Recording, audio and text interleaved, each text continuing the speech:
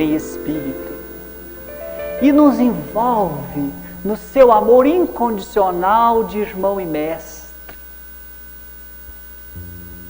Estava ele em Jerusalém quando anunciou o Consolador prometido, a fim de nos amparar, nos consolar, e veríamos passar na vida futura. O Senhor estava reunido de seus discípulos e dava as últimas instruções, dizendo a eles: eu sou a videira que meu Pai plantou, e Deus é o jardineiro divino. Todo galho que nasce de mim e não dá fruto será cortado e lançado na fornalha. Mas todo galho que está em mim e que dá fruto, meu Pai podará para que dê mais fruto ainda. Podar é o sofrimento, é as experiências amargas. Porque é impossível que um galho sobreviva sem se alimentar da ceifa do tronco, da seiva. Ele dizia também: naqueles dias me procurarão e não me acharão. Dirão: eis que o reino dos céus está lá, acolá, aqui. E eu vos digo em verdade que o reino dos céus está dentro de vós. O Senhor percebeu que o semblante de seus discípulos caiu, tornou-se triste, como de uma criança desamparada, temendo o futuro.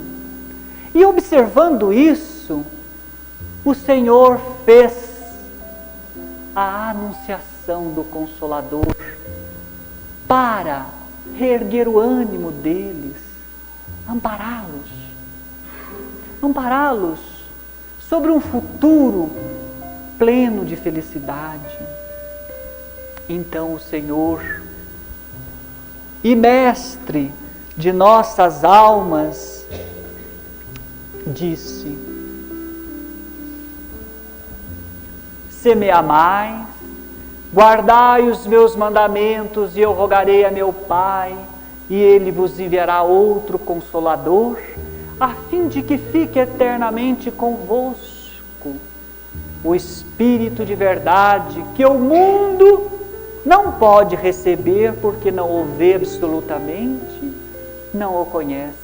Mas quanto a vós, conhecê-lo-eis, porque ficará convosco e estará em vós. Porém, o Consolador, que é o Santo Espírito, que meu Pai enviará, em meu nome vos ensinará todas as coisas e vos fará recordar tudo o que tenho dito.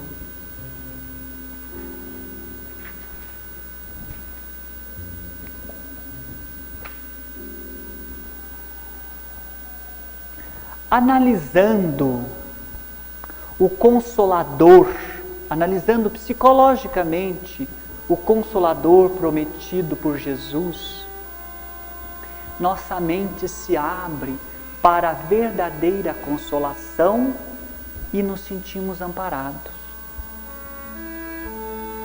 Ele disse: se me amais, guardai os meus mandamentos. Será que nós guardamos os mandamentos de Jesus? Se nós não guardamos o mandamento dele, é porque nós não o amamos e não nos sentimos amados o suficiente. Porque o ser que se sente amado e ama verdadeiramente, se sente amparados e consolados. Ele diz logo em seguida: e vendo e sabendo do futuro e o que nós passaríamos ao longo de sucessivas reencarnações, ele disse logo em seguida: eu rogarei a meu Pai e ele vos enviará outro Consolador. Quando ele diz isso, ele está fazendo uma promessa e uma profecia. Jesus não mente e ele cumpre as suas promessas. Quando ele diz, eu vos enviarei outro Consolador, primeiro ele está dizendo que ele não é esse Consolador. Começa aí. Se ele vai enviar outro, é porque ele não é o que ele está se referindo. Mas, logo em seguida ele diz, a fim de que fique eternamente convosco.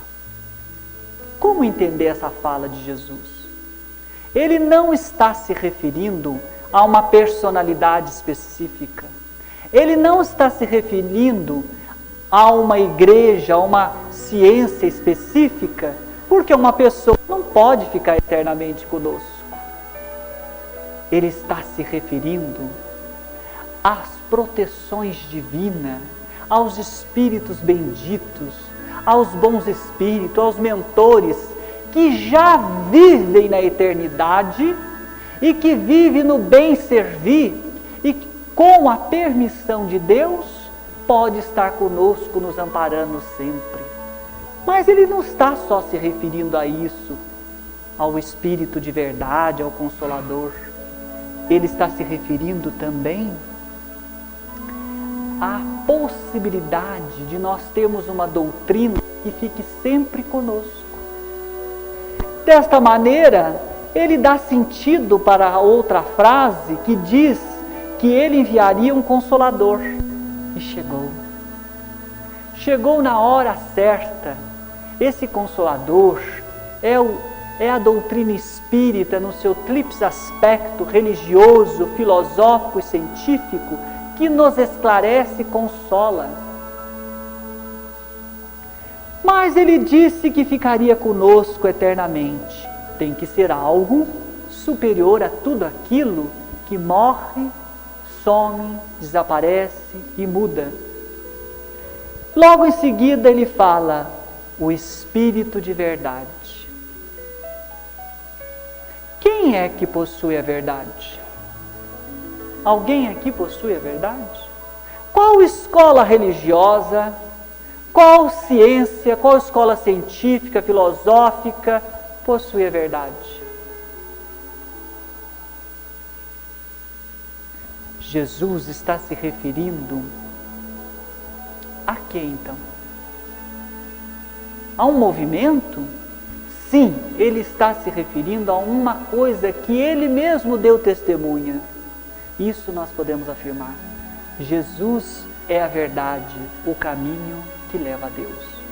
Mas ele também está revelando um sinal para aquelas pessoas que ele disse que enviaria o Consolador, para que elas reconhecessem o Consolador.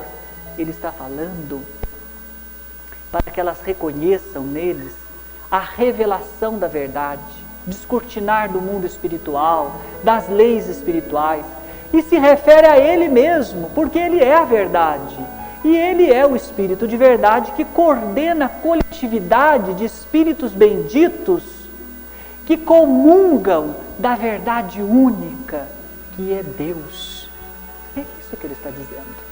Mas logo em seguida ele nos informa mais uma coisa, ele nos faz uma alerta, e essa alerta é muito importante, que o mundo não pode receber porque não